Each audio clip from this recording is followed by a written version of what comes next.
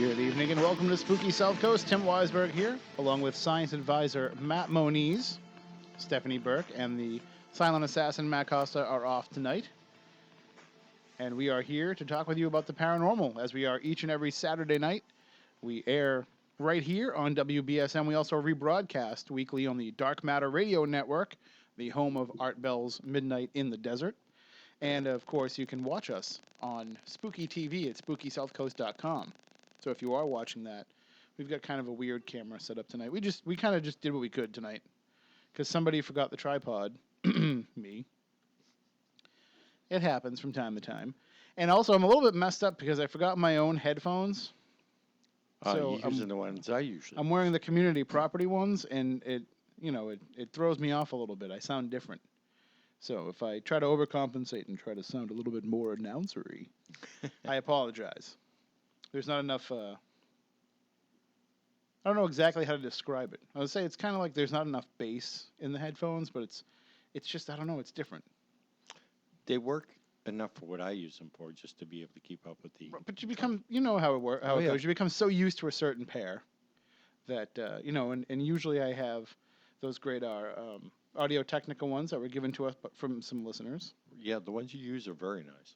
And I also have my Bose that I have. The one thing that I've spoiled myself for since we started doing the show, I actually took what little profits I made off my first book, Goes to the South Coast, and bought a pair of Bose QC15s, and those are the best. The fine people at Bose make a quality product. We would love to have them sponsor the show and send us multiple pairs of headphones so that if we forget them, they're always here for us. But the problem with those, man, is that they run on those little AAA batteries. Yeah. So I used to be doing the show. I'd be in the middle of the show, my battery would die, and then I wouldn't be able to hear anything. Which is fine if it's me talking. I don't need to hear myself. But, in the middle of interviewing a guest, and then I'm like, what was that you said again? I just had to pop in a new AAA. Yeah. So, but we are going to be talking tonight with our guest, Aaron Plucinski. I believe I'm saying his name right. He is the executive producer, the showrunner of a new show that will be debuting next month on Destination America called The Demon Files. And if you have seen the movie Deliver Us from Evil, did you see that film, Matt Moniz? No, I haven't. I am so sorry. I don't get a chance to see many movies. This one is actually one of the few that I would say is worth finding a little time to watch. A lot of the times with the horror movies that have been coming out in the last few years, they have a great build-up, they have a great story, a great approach, and then it disappoints you in the end. And you're always like, well, that turned stupid really fast. But Deliver Us from Evil is one of those movies that didn't really feel that way to me. They did a good job in making it a complete story. Any well-known actors that I may know? Well, Eric Bana played Ralph Sarchie in the film. And Eric Bana, he was in that first Hulk movie. That was kind of terrible. The one before Ed Norton took it over. Okay. And he's been in a bunch of stuff. He was the villain in the first Star Trek reboot movie, I believe. Okay. So I think it was the first. Yeah, the first one. I know the actor. Cumberbatch was the one on the second one, right? So, he's a guy that brings a lot to a role anyway, but he's playing a real-life person. He's playing former New York City police detective Ralph Sarchie, who years ago wrote a book called Beware the Night, which was his account of living through being the... you know how we talk about Alan Alves being the cult cop for all the Freetown cases? Yes. Well, Ralph Sarchie was kind of like that guy, but for the New York City Police Department. He was the guy that would always get called in when things seemed a little strange or unusual, and he found that a lot of the cases he was dealing with, he thought, were demonic. He thought it was demonic possession that was responsible for a lot of the stuff that he was seeing. So he wrote a whole book about his experiences with Lisa Collier-Cool called Beware the Night, and that was optioned for a film, and that became Deliver Us from Evil. Well, Ralph, even though, I think he's completely retired from the police department, but even though all this stuff is going on, he's out there now in the public as being, the demon cop. He's still working behind the scenes and helping people that are having what they feel is a demonic affliction in their lives. So he has always been there for people and used his experience and his research. He feels like this was his calling. And when we first started doing Spooky South Coast, one of the first newer books that I read on a paranormal topic was Beware the Night. And I said, we got to get this guy. And I found through, I think, MySpace back then, I found Lisa Cool, his co-author, and I asked her, and she said, Ralph doesn't really like to do a lot of interviews. And I said, oh, okay, well, I kind of understand, that's fine. But I've been pursuing him. You know, I became friends with him on Facebook, and I've been trying to get him for years to come on the show. And he does not do a lot of interviews, but he has promised me that someday he will come on the show and he will do an entire episode with us and share with us some of his experiences. But it was easier for him to write about it than it was for him to talk about it. So this show coming out, I reached out to Ralph and I said, Ralph, can you come on? You know, yeah. And he said he will definitely come on with us, but he couldn't this week. But he gave us Aaron, the producer of the show. And I said, well, yeah, that'd be fine. You know, I just want to kind of talk about how you're going to approach that. And I had a chance to have a conversation with Aaron, and I was fascinated by his approach to the way that they're doing the show. So I think that we're going to talk about that, not so much as publicity for a television show, but as much as it is talking about, like, here's how you take a demonic case or what you think is a demonic case and then present it for television. Because that's a whole different world than going into a place that's, haunted and dealing with ghosts and dealing with ghosts that are, maybe scaring the living a little bit just because they don't understand the nature of it. I mean, I have yet to see an episode of Ghost Adventures or Ghost Hunters where I would feel like somebody would be unsafe going into that place in terms of the paranormal activity. Oh, I was going to say there's been a few places that have been pretty sketchy as far as construction. Yeah, but the dangerousness level of the physical structure is one thing, but in terms of actually feeling like if I go in there, I'm going to be so accosted by the paranormal that I don't think I could ever survive. I've never really felt that way, but with demonic cases, the viewer might come away feeling that way about some of these things they're going to take on. So that's why I want to kind of talk to Aaron about that, because it's different. Ghost Hunters, Ghost Adventures, all these paranormal shows, they do they're kind of like PR for the paranormal field, okay? They're letting people know that there are folks out there that do investigate this stuff. So, and you can feel however you want to feel about the approaches that they take and the science that they use and what have you. But the fact is, it is putting it out there for people that hauntings happen. You may be experiencing one. And if you think you are, there's somebody out there that can help you. So it works in that capacity to at least be good PR for letting people know that. I don't know what the end result will be about putting PR out there about the fact that there are demons and that these demons are oppressing and possibly possessing people. Is that going to be something that will, first of all, it's going to play into the psyche and the mental illness of a lot of people who already think that they're being afflicted by these, but probably aren't. But then the other part is, there's kind of like the metaphysical side of that argument where, will talking about this and focusing on it make it become more prevalent? Will it open more doors for these entities to come through and go after the living, go after people that exist on this plane of existence? So all stuff that we can discuss with Aaron coming up in the next hour, in the next half hour. But how did you feel last week, Matt Moniz? I should ask you this, because you had a very interesting experience last week at our Ghosts of the Gateway event at the Faring Tavern, and I've been on a lot of investigations with you. Not everything shakes you up. Usually somebody will be like, Matt, this just happened. You'll be like, yep, that's the kind of stuff that goes on. But what happened with us at the Faring Tavern actually shook you up a little bit. It was one of these things that I was fortunate enough to be there when somebody had their own first experience with, Which is part of the reason why we do these things. Exactly. The young lady that we had, Carolyn, who is a reporter, and she basically decided she wanted to chaperone with me for the night and go around seeing how things are done and why we use what particular equipment here and there and why and stuff like that. And we were on the first floor, and you guys were headed up doing the tour on the second and third floor, and I had my laser grid set up, and I was explaining the principles behind why that's used, because you look for something that's disrupting the light beams and things. And we were in the tap room, and I was looking out to my left through that door that goes into the kitchen area, and which basically gives you an unmitigated view across that dimension of the building. Yeah, that dimension, that half of the room. And you know how there's a couple of windows on the far wall on the other side. And I'm looking at one of the windows, and they're fairly large. And I saw what, to me, looked like a person leaning across the window, blocking out 2 or 3 of the frames. And it stopped me in mid-sentence talking to her. So blocking out the frames means that it's on the inside of the window. Right, yeah. So I'm like, whoa. And it moved back. And I'm like, all right, maybe this is just light shadow because it was very windy We that should night. point out it wasn't the first shadow that you had seen or that anybody else had seen in the Faring Tavern that Correct. night. Yeah, That it night. had been Correct. happening quite a bit.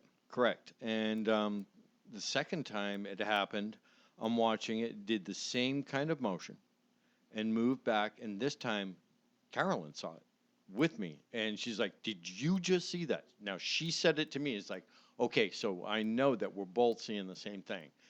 And I'm looking at it, it's like, yeah, I did. And she goes, oh my God, it's still there. It's standing by the wall. And at the moment that she said that, I guess whatever it was noticed that we saw it. And it came basically gliding and rushing up to the door frame right at us and put what best described would be hands on the door jamb and leaned in. And as it leaned in, it just dissipated. It was a darkish, grayish figure of a person that was semi-transparent, but mostly opaque. It was blocking out light, and it had figure and form. At which point, poor little Carolyn, she's wrapping me around in like a chokehold, and her legs are literally climbing up my back. She's trying to actually get on top of my shoulders, is what it felt like. And she's screaming, "Oh my God! Oh my God! Oh my God! Oh my God!" And as soon as it disappeared, I basically had to take her off of my back, set her back onto the floor, and she looked at me and, "Did you see that?" I was like, "Yeah, I saw that." And that's what happens. I mean, a lot of the times, reporters want to come and they want to document these events. And for them, it's not so much about, having a paranormal experience as writing about other people going through the Right. process of having it. But she became very interested when, because the history grabs you Yeah. when you're in that place and you say, okay, well, I want to kind of, I want to become part of the legend, as we always say with legend trips. So I think that was kind of her plan, was to just have hopefully a little something to just spice up her story. I don't think Mhm. she was really counting on having a full blown paranormal experience, Yeah. but I'm glad that she did. And it actually, not to say that the people who come and have an experience, that we don't want to hear from them, but it will lend a little bit of credibility to people who will scoff and say, well, of course you feel like you had an experience. You paid $99 to get into the event, so you're going to think anything that happened is paranormal to justify paying what you paid to get in. Right. But she didn't pay anything. She was there covering the event. Right. And so for her to come out and say, and she didn't even write about it in her story. She last line She just makes a little reference right. to it, but she didn't actually write about the experience. So she wasn't sensationalizing what happened to her. Right. She was keeping it personal. Oh, it definitely affected her. And that to me gives it even more credence and credibility, so if I'm somebody looking from the outside in. So I feel like that was kind of a pretty strong experience, and we had some things going on all night. Yeah. I mean, people had some personal experiences, not a lot of hard data, but A lot of vocalization. That's the other thing that we kept hearing, people talking and stuff like that. That was strange. and Rick, who was there, has been sending me some EVP clips that he has and some stuff that was coming through on the Ghost Box Yep. as well. So, hopefully eventually we'll be able to put all this together and at least put it up online for people to see. But we do have something coming up. Yeah. We've been teasing this for a couple of weeks now, but we started working with Fun 107 and WBSM here, our stations. Of course, we're on WBSM, and our sister station on the FM side is Fun 107. So they asked us to help them put together something for Halloween. So we'd put together Face Your Fear Night at Fort Tabor, here locally in New Bedford, and we put this together as being kind of like a combination of the way that Fun 107 would run an event, combined with the way Legend Trips would run an event. And we opened it up for a sale, and 2 days later it was completely sold out. And everybody was disappointed. Oh, I wish I had known I could have gotten into this. I wish I had known that this was available. By the time I found out about it, the tickets were gone. So we talked about it. We talked about it with the city. We talked about it with the military museum. We made the determination, let's do it again. Now this, of course, falls hardest on us, because it takes me a good week or two to recover from a Legend Trips event, let alone one that's going to be happening with people who have never been on a paranormal investigation before, pretty much across the board. I mean, we have so many newcomers and newbies to investigating coming to this event. So it's going to be very draining and challenging for us, but we will be doing it again on October 24th. And you can join us. The tickets are available. If you go to WBSM.com or fun107.com. You can get the tickets right there on the website for Face Your Fear Night 2, October 24th. And because Jeff Belanger is already booked that night, so it won't be that it's, quote unquote legend trips that will be running the investigation. Although the spooky crew will still be there. Myself, Matt Moniz, Stephanie Burke, Andrew Lake will all be there. But we're bringing on a special guest as well. Amy Bruni, formerly of Ghost Hunters, will be there with us as well. So she'll be taking part in the investigation, and she'll be there hanging out with us all night long as part of Face Your Fear Night at Fort Taber. Again, all the information is available at WBSM.com. A portion of all the proceeds will benefit the Fort Taber Fort Rodman Military Museum Association and will go toward the restoration efforts of Fort Taber and Fort Rodman, really, but to keep that park up and running and to keep it the best that it can be. They're trying to bring everything back. Now, we have a little bit of a disclaimer that I do have to share with people very quickly. And I feel like I should share this with the Spooky South Coast audience because they know the past events we have done there and the things that we've had happen there. So just want to let you know that with all the wet weather we had last week and with some of the weather that we've been having lately, that Battery Milliken is not going to be 100% available to us as part of this event. So if you do come... Safety first. Absolutely. Yeah, safety first. Safety for you and for the building. It won't be safe to let you walk into the dead center of the building. We will have access to part of it, but as of right now, we're letting you know that it's probably not going to be doable for us to go into all the nooks and crannies of Battery Milliken. So just keep that in mind. However, it's still a fantastic night planned. All kinds of stuff going on. We will have food. We'll have some lectures. We'll have hours of investigating with, again, the Spooky South Coast crew and Amy Bruni of Ghost Hunters all together at Face Your Fear Night 2 coming up on October 24th. So, again, get your tickets from WBSM.com or from fun107.com. They're not through legendtrips.com like our tickets normally are, so you have to go to one of those websites in order to take part. And get them fast, because if it's anything like the last one, they'll be gone in a couple of days. There was something like 180 people on the waiting list for the last event. And if all those people decide to hurry up and buy tickets to this one, you may miss out on your chance. So, and I know a few people that have already purchased tickets and they're like, I can't believe this. Like, I can't believe that you guys are doing it again. I thought I missed out on my chance. I thought it was going to be like at least another year before I could get in. So they're very excited for the second night. And I wonder how many people that are going to the first night are going to try and buy tickets to the second one as well. Hey, you never know. It's a possibility. All right, well, we're going to take a break. When we come back on the other side, we'll be joined by our guest, Aaron Plucinski, the executive producer of The Demon Files, which is coming up on Destination America starting in November. I'm really excited for this show because I hear a lot of people that talk about, the work that they do in the paranormal and the way that they try and reach out and help people, but I've never seen somebody that internalizes what they go through in their research as much as Ralph Sarchie does. So I'm very interested in talking with Aaron, who I know has made a close connection with Ralph, and I want to talk more about what they have plans and how they hope to tackle the subject of bringing the demonic to television. So we'll talk about all that and more coming up tonight on Spooky South Coast here on the new 1420 WBSM. If you can't see the difference, why pay the difference? Switch to Dish and see what real value is. Call 877-319-6988. You can also save a bundle when you combine DishNet high-speed internet with your TV service. Call 877-319-6988. Programming starting as little as $29.99, plus access to thousands of movies and TV shows. Stream to your TV, smartphone, or tablet. Call 877-319-6988. Say goodbye to the cable guy and get Dish today. I'm in almost every school bus and classroom. You see me around the neighborhood, and you tell me that I'm a pretty good kid. Well, I'm one out of every 5 children in America, and I'm struggling with hunger. Please visit feedingamerica.org today and find your local food bank for ways to help. Every dollar you donate helps provide 8 meals for kids like me.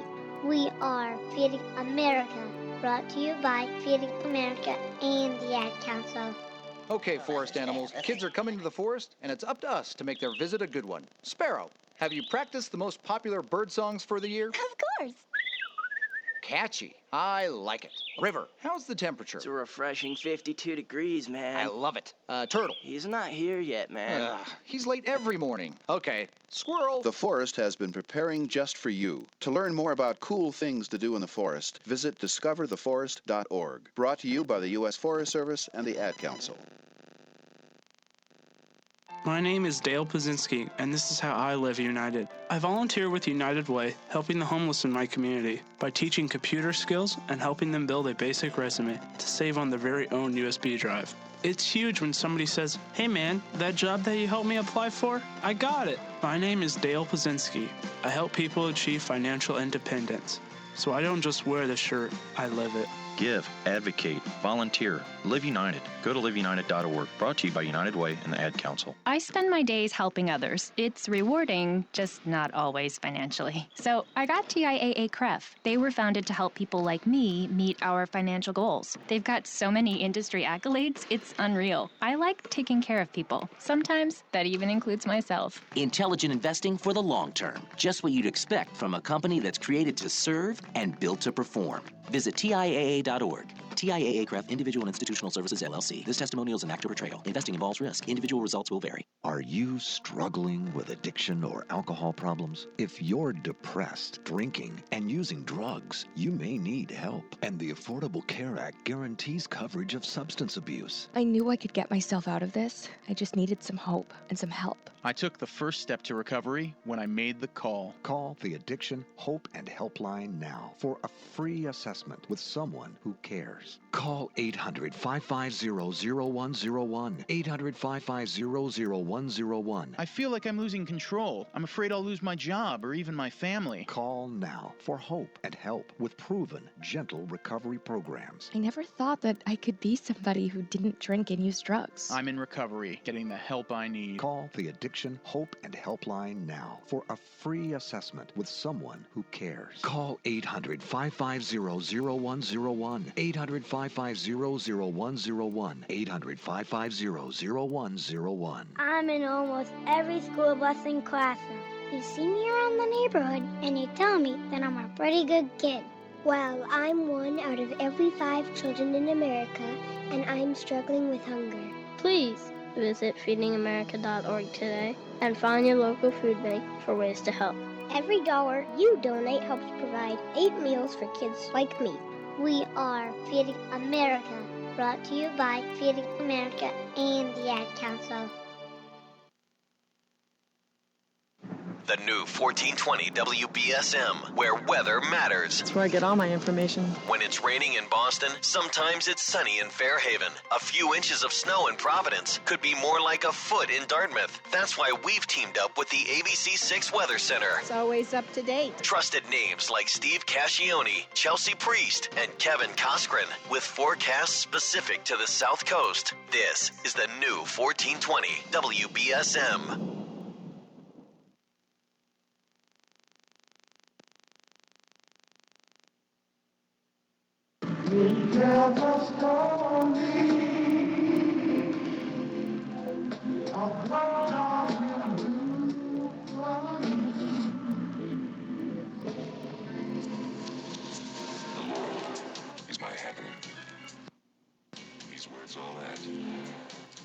And welcome back to Spooky South Coast. Tim Weisberg, along with science advisor Matt Moniz, and we have our guest joining us on the line.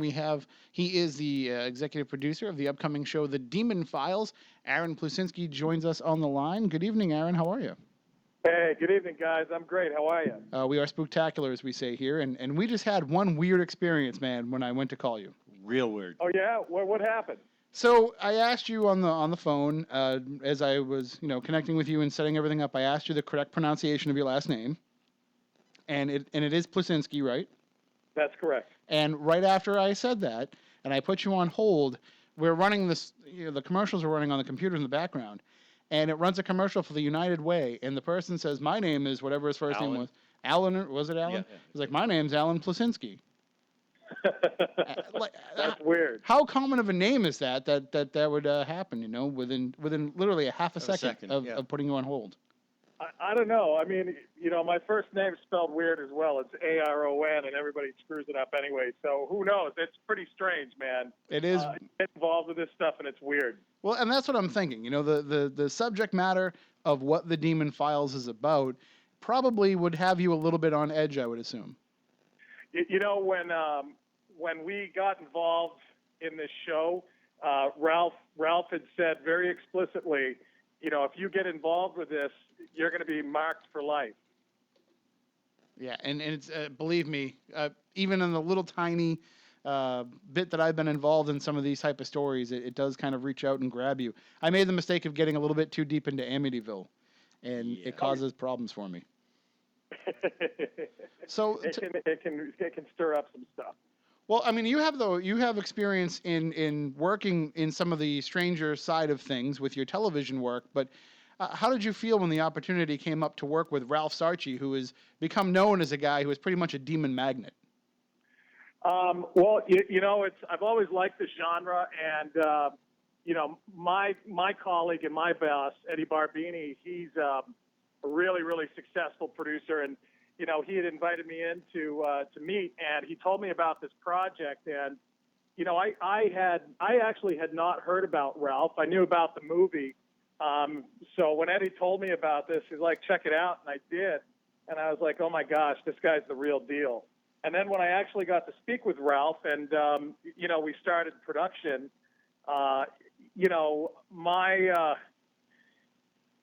my motivation was, let's figure out what the heck is going on. Obviously, it's to make a great TV show. But, I think everybody on this show that worked on it was also into it for a personal journey. And we all want to see what's out there and what's going on.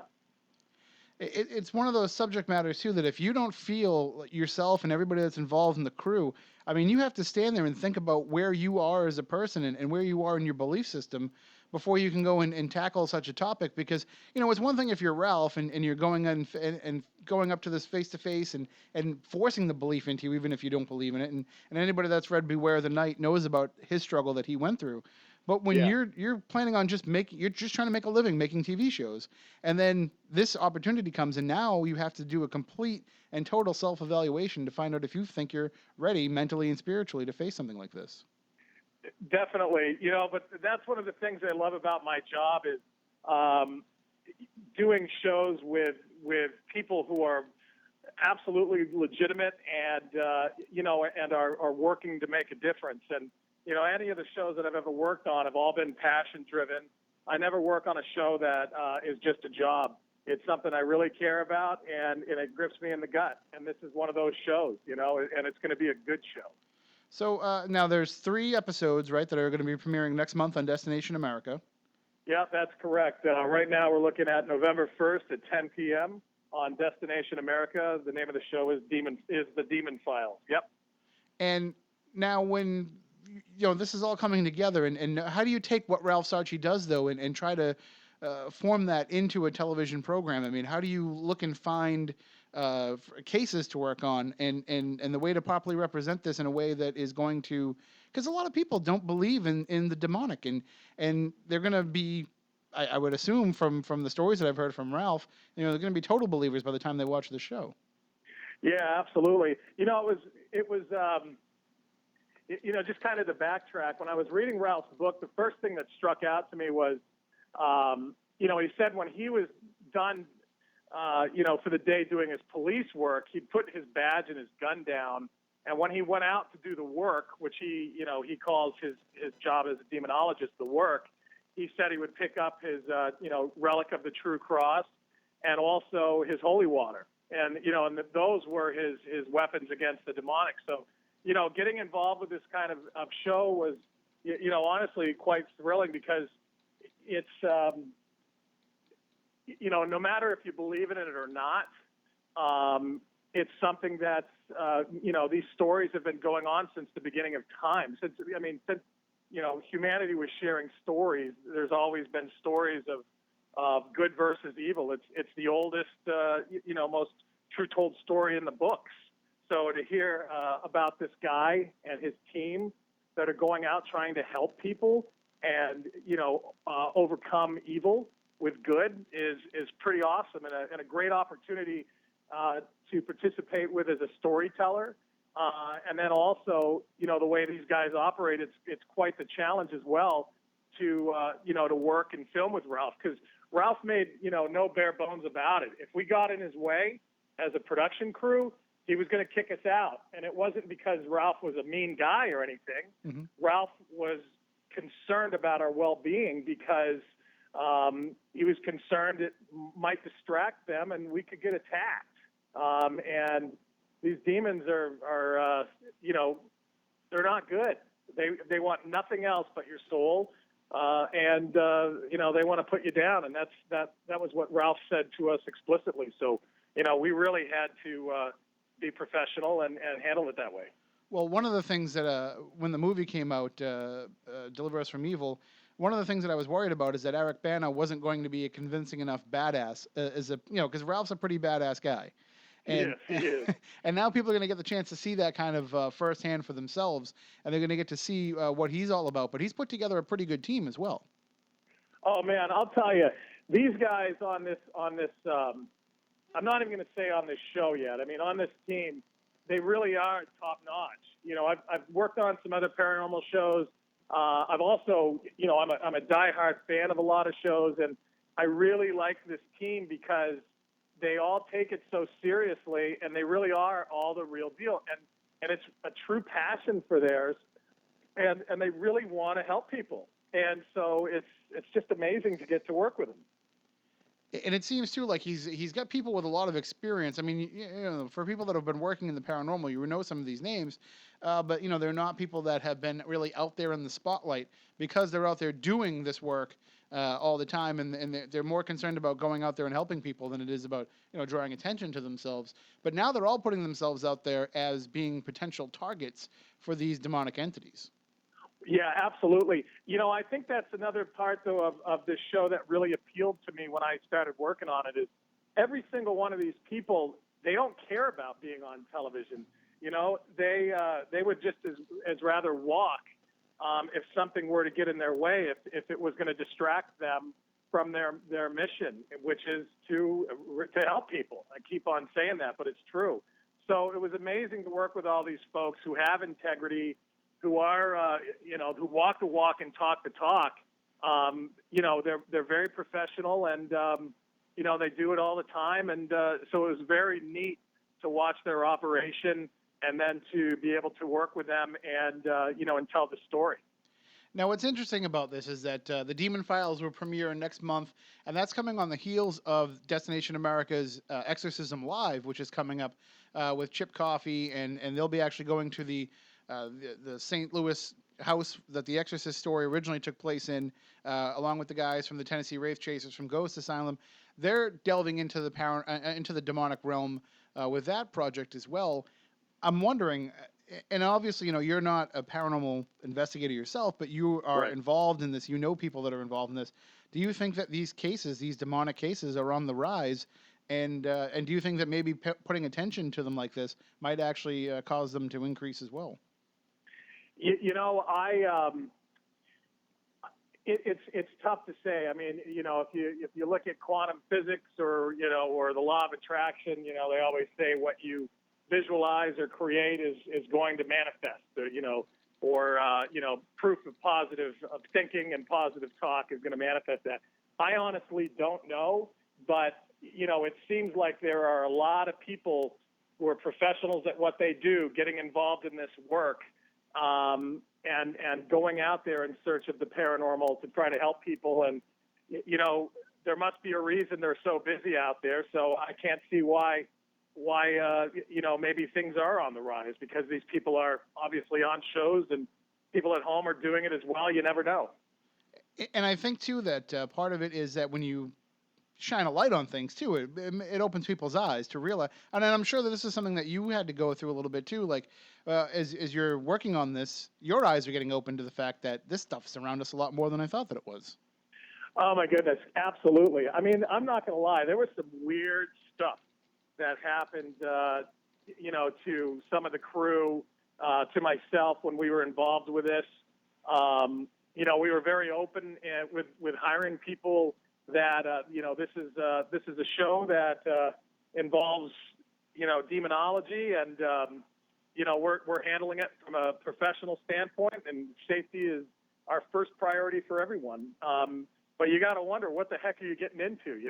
Yeah, I mean, I would almost say that for me, I don't have a firm enough. And Moniz, my co-host here, he's gone on demonic cases. He's investigated demonic cases.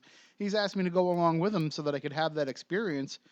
And I don't think that I am in a spiritually good enough place that I could ever do that. I don't have any really type of belief system, and I feel that would actually make me vulnerable more than it would make me, less likely to quote unquote fall for what's going on. I'm not going to get possessed if I don't believe in it, right? But I feel like that wouldn't be the case. Right. Well, once you're in a room with Ralph Sarchie, and you see how he works, trust me, you're going to feel pretty darn safe at anything that goes on, because Ralph and Mark and the rest of his team are bulldogs. But I'm telling you, when Ralph gets in there and starts doing what he does, you want him at the front of the room, and you want him to be on your back if a bully ever comes up and starts giving you crap. Now, how does He's it? a tough son of a gun. Well, absolutely, but how does this work though? Because one of the things that I think, and we talked about this a little bit during the week here, but one of the things that I think is an issue with a lot of the paranormal television shows now is when they are dealing with people. You see a lot of these shows that are going into abandoned places. The ones that I work on, they prefer to go into abandoned places because there are no people to have to worry about. You aren't just going in there for a night, causing whatever problems, and then leaving them stuck to deal with it. With the nature of the cases that you're focusing on in this, you can't just go in there, do the shoot, make the episode, go home and forget about the people, because the people are so just so emotionally crippled by what's going on with them that you have to feel for them, and you have to want to give them more support than just showing up and filming an episode. That's absolutely the case. When Ralph always vets these cases, and then if he approves, that's when he goes ahead and does the handoff to us, with the production side, where we can start to talk to these families, learn a little bit more, and also start to coordinate the shoots. But I'm telling you, these stories on paper are right up there with the Amityville Horror, right up there with The Conjuring. I mean, these folks were in desperate need of help. And honestly, they were so relieved when they could talk to us, and we weren't judging them, because, we've dealt with this kind of stuff before as producers. But these people were like children who had been wronged by an adult. They were afraid to talk about it. It's like they were being abused every day, because honestly, in their world, they were. These folks were being growled at every morning, scratched. These folks were, tugged on in bed. They were constantly aggravated. They weren't sleeping a lot, and I'm not talking about like crazy folks. These are all next door neighbor, mom and pop, all American families, good people that really needed help. So, getting involved with this and really understanding what was going on, your heart goes out to these folks. And, it's just amazing that we were able to tell the story of what Ralph and his team does. See, now we take on, we're not a team here with Spooky South Coast. We're not a paranormal team. We do pass things off to local teams. Moniz is out investigating all the time. We will be part of investigations from time to time, but I'm reluctant to take on a lot of cases sometimes, because you hear stories about people that just want to get on TV. And when people come at me with their hauntings, that's what I hear all the time. It's like, oh, I got a great story that would be great for Ghost Asylum or great for Ghost Stalkers, or, maybe you can hook me up with the Taps guys or something and they can come and film a show at my house. That's what we always hear. Was it kind of the opposite with some of the cases that you were taking on? Did you have to convince them that TV was an okay thing? Honestly, it was completely the opposite. These folks really reached out to the paranormal community for help. And, a lot of different paranormal teams came in and did investigations and did the best that they could to help these folks out. But something darker was in these homes. And when they finally had reached out to Ralph, or however they got in touch, and made the decision to go through this, it was only because they were mentally in a good place as a family, through seeking therapy and whatever else. Mentally, these folks were in a good place, but yet something else was going on. And so having Ralph get involved with this to help out, they were like another, this wasn't like another paranormal team coming in to investigate. this was the riffraff squad coming in to kick ass and take some names, and hopefully help these people out and get rid of the evil or the darkness, whatever was in that house. Now, I know that no matter what happens with the Demon Files, Ralph, this is his calling. This is what he's going to be out doing. This is his work, as you said. But with the 3 episodes that are coming up, is this hopefully just the teaser of things to come? But, obviously we need everybody to tune in and bring in some big numbers to convince the network that we need to see more of this. But, I mean, is that kind of the approach, is that, hopefully this is going to lead to more down the line?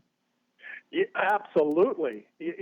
Everybody that worked on this show, I mean, this is from network, to all the way down to the producers, all the way down to the production assistants. Everybody that did this was passion, because what Ralph does is the real deal. What his team does is the real deal. And to work on a show that not only is going to be entertaining and scare you, it's out to really see what's going on out there and enter a world that's completely different. And it's dark. But this show isn't also just all negative and dark and going to scare you. These guys are also really good characters. They're funny. They're lighthearted. They're relatable. These are guys you could sit down and have a Sunday dinner with, or go out and have a beer with at the end of the day. So they're just like any one of us.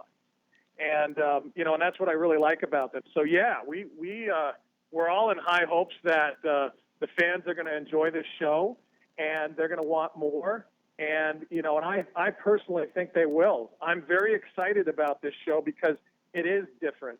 This show is just not your typical show that it looks like every other show that's out there right now. There are bits and pieces that are different. And I think the viewers and the fans are really going to appreciate that and embrace it. And it's nice when you can do that, when you can make what you hope is an entertaining show for people, but also it's making a difference and it's helping people at the same time. Oh man, it's wonderful.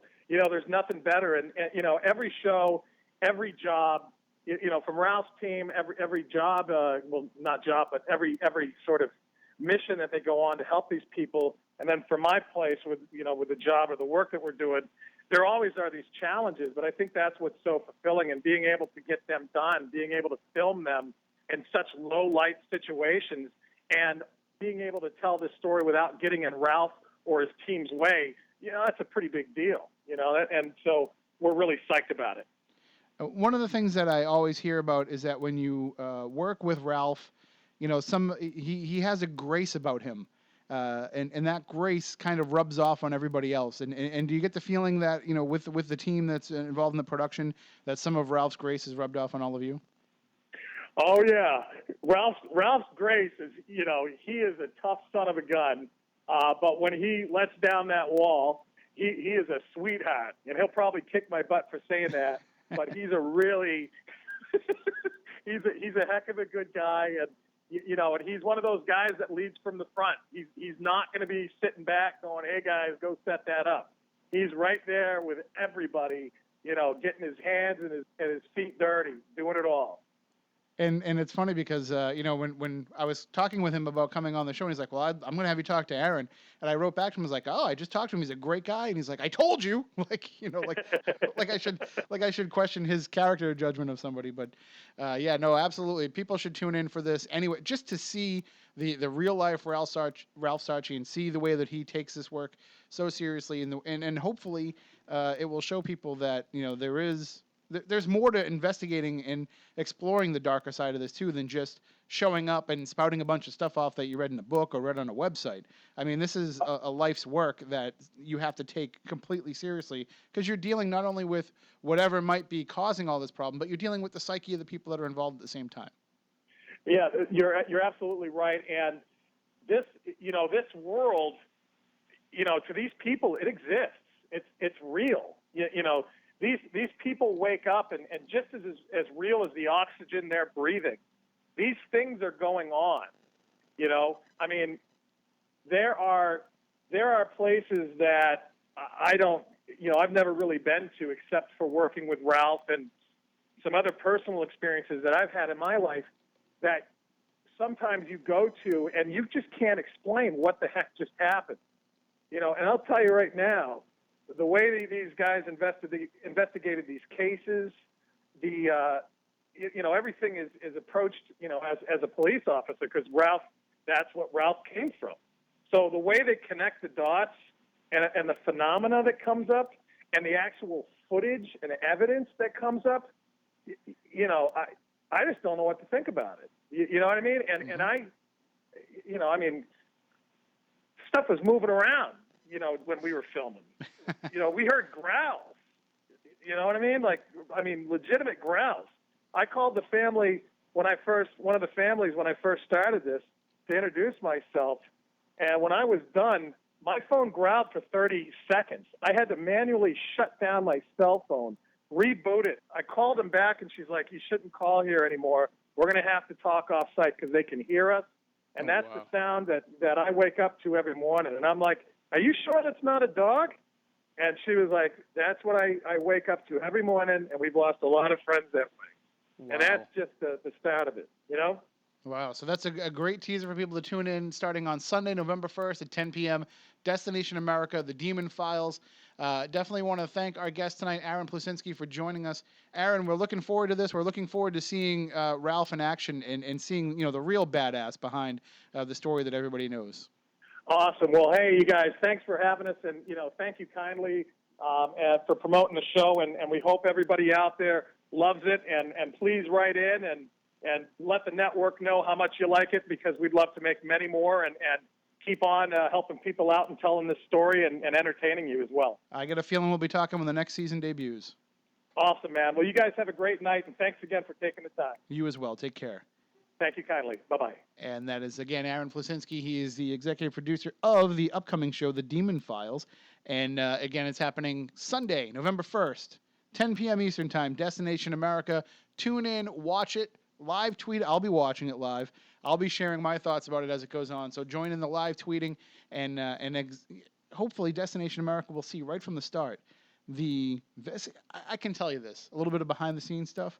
They've gone from when you pitched them a possible demonic case to them saying, "Gee, I don't know, people really don't, and we got to kind of convince people," and to now when something comes up, they'll be like, "Well, how can we help?" And for a television network to say we can make a difference here, that's a big deal. And that shows that they're doing it with the right intention. All right, we're going to take a break. We'll come back after the news with more Spooky South Coast right here on WBSM. New Bedford News, New Bedford Talk. This is WBSM New Bedford, streaming worldwide on Radio Pop and WBSM.com. From ABC News, I'm Richard Cantu. The U.S. will make condolence payments to families of those killed and wounded in the U.S. airstrike on a Doctors Without Borders hospital in Afghanistan. The story from Washington and ABC's Louis Martinez. The Pentagon says it is important to address the consequences of the airstrike at Kunduz, so it has authorized condolence payments to the families of the dozens of civilians killed or injured by the U.S. airstrike.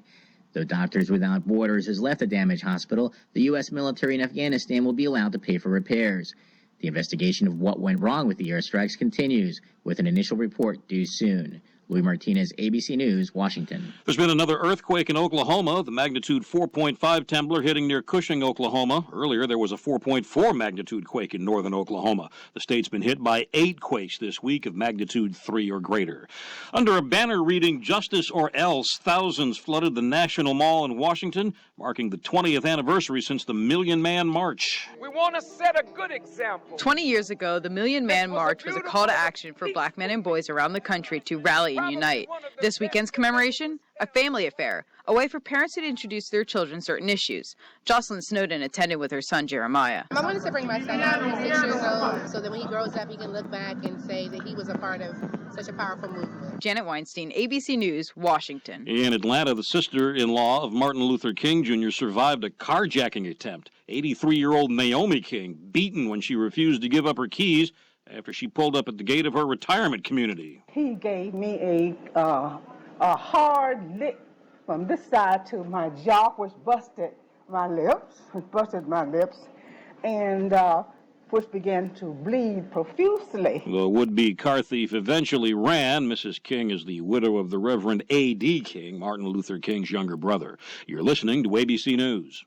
Did you know that select musical tones have the power to heal? By listening to 7 amazing songs that contain these tones, you can experience the power of music therapy. I used to work in a pretty stressful atmosphere, but I started using the whole tones in the office, and I'm experiencing more focus, motivation, peace, and better relationships. 44wholetones.com is a unique music therapy program featuring 7 secret ancient healing frequencies uncovered in the music of King David. Now you too can unlock the healing secrets of the Bible, as we are offering a free sample of this music so that you can discover their power to heal, relieve stress, and break negative cycles. I use the tones to calm my 5, 3, and 2-year-olds to stop the fighting, and it works. Now you can experience the healing music therapy in the comfort of your own home or office. Visit 44wholetones.com and get a free song. Visit 44wholetones.com today for your free song. That's 44wholetones.com. 44wholetones.com. In Iowa, an investigation into lottery jackpot rigging that put a lottery official in prison for 10 years is spreading into other states. ABC's Dave Packer has the story. 51-year-old Eddie Tipton worked in information security for a subcontractor of the Iowa Lottery and was found guilty of rigging the electronic drawings. But now prosecutors think he wasn't the only one to benefit from the scheme. Iowa Lottery President Terry Rich. When the story began 5 years ago, we asked investigators to follow the evidence wherever it led. And now it's led to Colorado and Wisconsin. Jim Chalmers of the Iowa Department of Public Safety. Within the last several years, acquaintances and a family member of Eddie Tipton have purchased and collected winnings through manual play lottery tickets. Those winners now under investigation. Dave Packer, ABC News. This intruder picked the wrong place to break into in Indianapolis. That story now from ABC's Deirdre Bryant. When a 30-year-old man broke in through the back door in the middle of the night, 43-year-old Karen Dolly sprang into action. As a teenager, she'd been trained in medieval combat. She started throwing punches and continued until she had him cornered. Then she subdued him with a Japanese sword until police arrived. Dolly also skates with a roller derby team, the Naptown Roller Girls. The intruder was taken to a hospital. Police said he was high on an unknown substance. Deirdre Bryant, ABC News. This is ABC News. You've been thinking about switching to solar. Don't wait much longer or you'll miss out on this year's federal tax credit. Warning, you must have your solar system up and running by midnight December 31st or you'll miss out on this year's federal tax credit. Paying $150 a month or more on energy bills? Then call 1-800-MY-SOLAR now for a free in-home assessment. 1-800-MY-SOLAR. My home, my savings, 1-800-MY-SOLAR. I'm Richard Cantu, ABC News. From ABC News, Tech Trends, what exactly is a homebrew email server? There's been a lot of talk about emails sent from Hillary Clinton's private server while she served as Secretary of State. But what does that actually mean? ABC Technology editor Alyssa Newcomb. When you think of servers, sometimes you think of just these big refrigerator-sized machines and blinking lights and wires. Quite the contrary, she says. We're talking about something that's probably no bigger than the size of a desktop computer. And having a homebrew email server is simply a matter of privacy. Rather than bouncing your messages to, say, Google servers, a home server cuts out the middleman, keeping your message completely private. But before you go thinking about getting one for yourself, Newcomb says while they're relatively inexpensive to set up, they do require quite a bit of technological know-how and upkeep. Constant software updates. In short, they're not for everybody. With Tech Trends, I'm Michelle Franzen, ABC News. The new 1420 WBSM presents Friday Night Lights. We're visiting local high school football games all across the South Coast this fall with a chance for graduating seniors to win another $5,000 scholarship in memory of the legendary voice of WBSM Sports, Jack Peterson. This week, it's a Friday Night Lights doubleheader. We'll be at the New Bedford-Dartmouth game and in Wareham for the Cranberry Bowl as the Vikings take on Old Rochester Bulldogs. Friday Night Lights is brought to you by Work and Gear and Blount Soup Market and Clam Shack. Find out more at WBSM.com. Are you hiring but not sure where to find the best candidates? As a business owner, I can tell you that your company is only as good as the people you hire. I can also tell you that posting your job in one place isn't enough to find quality candidates. But when you're short-staffed, there's no time to deal with the dozens of different job sites. Until now. Thanks to ZipRecruiter.com. I can post to 100-plus job sites with one single click and be instantly matched to candidates from over 4 million resumes. Just post once, and within 24 hours, watch your candidates roll into ZipRecruiter's easy-to-use interface. ZipRecruiter has been used by over 400,000 businesses, and you can try it right now for free. Getting the right people for your company is so important. Try ZipRecruiter and get your perfect candidate before they go to somebody else. Today, you can try ZipRecruiter for free. Go to ZipRecruiter.com/talkradio. That's ZipRecruiter.com/talkradio. Again, ZipRecruiter.com/talkradio. If you can't see the difference, why pay the difference? Switch to Dish and see what real value is. Call 877-319-6988. You can also save a bundle when you combine DishNet high-speed internet with your TV service. Call 877-319-6988. Programming starting as little as $29.99, plus access to thousands of movies and TV shows. Stream to your TV, smartphone, or tablet. Call 877-319-6988. Say goodbye to the cable guy and get Dish today. I'm in almost every school bus and classroom. You see me around the neighborhood, and you tell me that I'm a pretty good kid. Well, I'm 1 out of every 5 children in America, and I'm struggling with hunger. Please visit feedingamerica.org today and find your local food bank for ways to help. Every dollar you donate helps provide 8 meals for kids like me. We are Feeding America, brought to you by Feeding America and the Ad Council.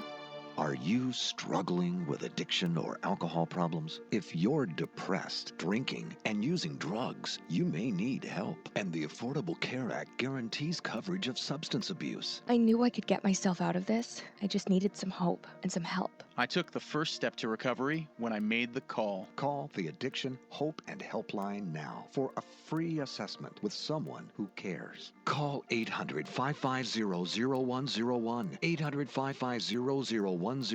I feel like I'm losing control. I'm afraid I'll lose my job or even my family. Call now for hope and help with proven, gentle recovery programs. I never thought that I could be somebody who didn't drink and use drugs. I'm in recovery, getting the help I need. Call the Addiction, Hope, and Helpline now for a free assessment with someone who cares. Call 800-550-0101. 800-550-0101. 800-550-0101. I'm in almost every school bus and classroom. You see me around the neighborhood, and you tell me that I'm a pretty good kid. Well, I'm 1 out of every 5 children in America, and I'm struggling with hunger. Please visit feedingamerica.org today and find your local food bank for ways to help. Every dollar you donate helps provide 8 meals for kids like me. We are Feeding America, brought to you by Feeding America and the Ad Council. My name is Dale Plucinski, and this is how I live united. I volunteer with United Way, helping the homeless in my community by teaching computer skills and helping them build a basic resume to save on their very own USB drive. It's huge when somebody says, "Hey man, that job that you helped me apply for, I got it." My name is Dale Plucinski. I help people achieve financial independence. So I don't just wear the shirt, I live it. Give, advocate, volunteer, live united. Go to liveunited.org. Brought to you by United Way and the Ad Council. I spend my days helping others. It's rewarding, just not always financially. So I got TIAA-CREF. They were founded to help people like me meet our financial goals. They've got so many industry accolades, it's unreal. I like taking care of people. Sometimes that even includes myself. Intelligent investing for the long term. Just what you'd expect from a company that's created to serve and built to perform. Visit TIAA.org. TIAA-CREF Individual and Institutional Services, LLC. This testimonial is an actor portrayal. Investing involves risk. Individual results will vary. We are New Bedford, the new 1420 WBSM.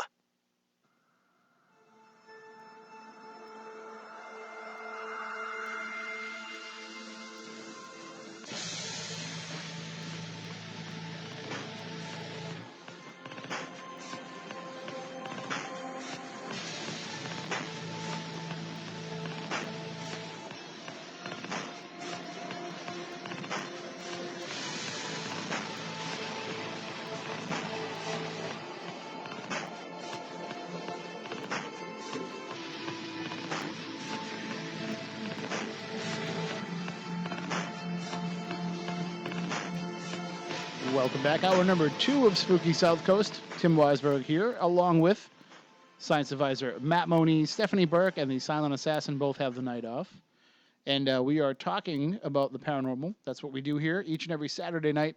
And you can always download the archives as well on iTunes or wherever podcasts are found. We have over 10 years of archive, well, almost 10 years of archives available for you free of charge from iTunes or wherever podcasts are found. We also have tons of videos up on YouTube. And of course, we broadcast each and every week live here on WBSM and also rebroadcast on the Dark Matter Radio Network, Art Bell's Dark Matter Radio Network. And Art's going to join us at some point, somewhere down the line. Cool. He's already, I've talked to him about it. He said that, right now he's still kind of trying to get back in the flow of doing Monday through Friday radio. And that when he feels like he has a handle on it all, he'll come on and join us. And I'm geeking out even just saying that because I do what I do because he did what he did. Yeah. And that's kind of the way that I've always approached it. And that's why we're so honored to be on the Dark Matter Radio Network and for Art and Keith to feel like we are worthy, really worthy is the only way to put it, of being able to be there and fit in with Art's vision of what he thinks his network should be. So thank you for having us, and thank you to everybody that listens to us on the Dark Matter Radio Network. But of course, we're here live every Saturday night on Spooky TV on SpookySouthCoast.com as we broadcast on the WBSM airwaves, although we won't be here for the next 2 weeks. Yeah. Busy month for us. Face Your Fears night at Fort Tabor on both October 17th and October 24th. The 17th is sold out. The 24th, there are still tickets available. WBSM.com if you want to get your tickets. If I can do a little shameless self-promotion right now for the week that I have coming up, I'm all over the place for the rest of the month. You can see me on Tuesday at 6:30 p.m. at the Truro Library. Wow, that's going to be a ride.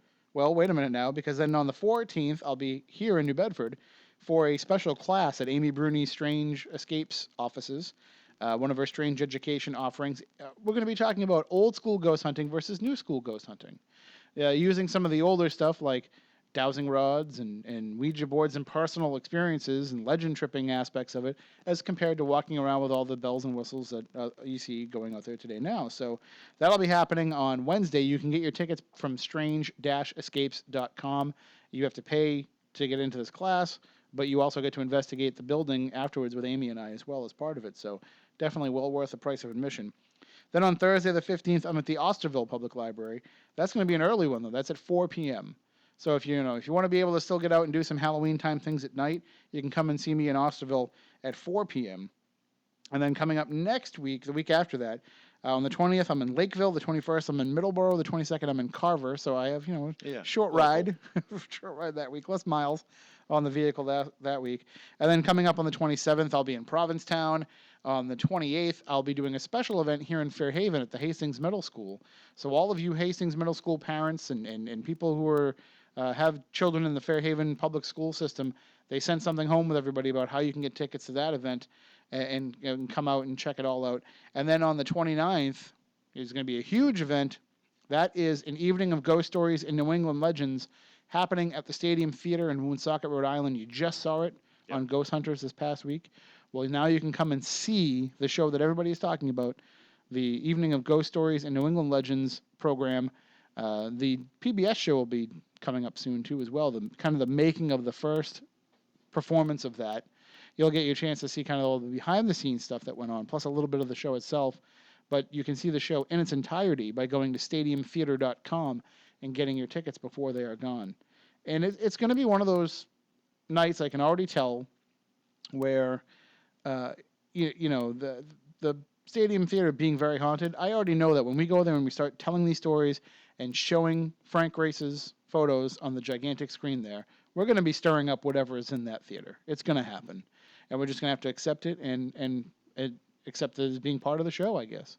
So no guarantees that it'll happen, but I'm starting to get that feeling. Well, being with you on many investigations and locations, you have a tendency of making things get stirred up. Yeah, I try. I try to make sure that if things are happening, they'll happen for us. But at the same time, you can never really guarantee it. But we have a pretty good success rate, I'd have to say.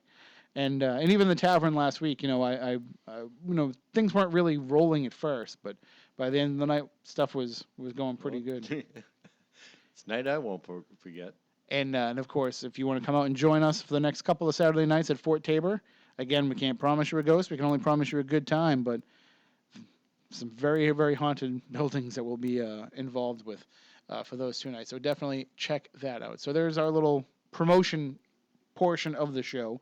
Some of the listeners out there have actually been reviewing the podcast, and I've gotten a few emails, and they feel like we do a little bit too much promotion and not enough discussion on the show.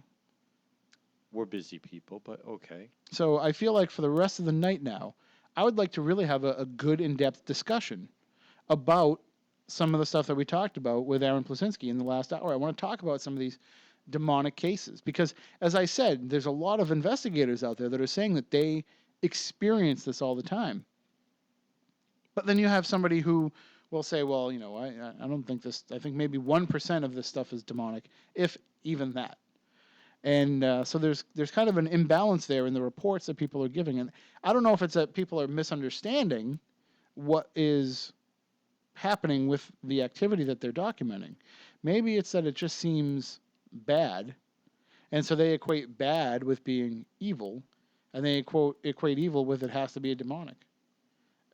You've experienced a few demonic cases during your time. You say it's a very limited number. Handful. I mean, when I say rare, it is definitely rare. I've been doing this close to now 30 years, and I can count on maybe one hand in all that time of something that I would consider, or what would be considered by most people as being demonic.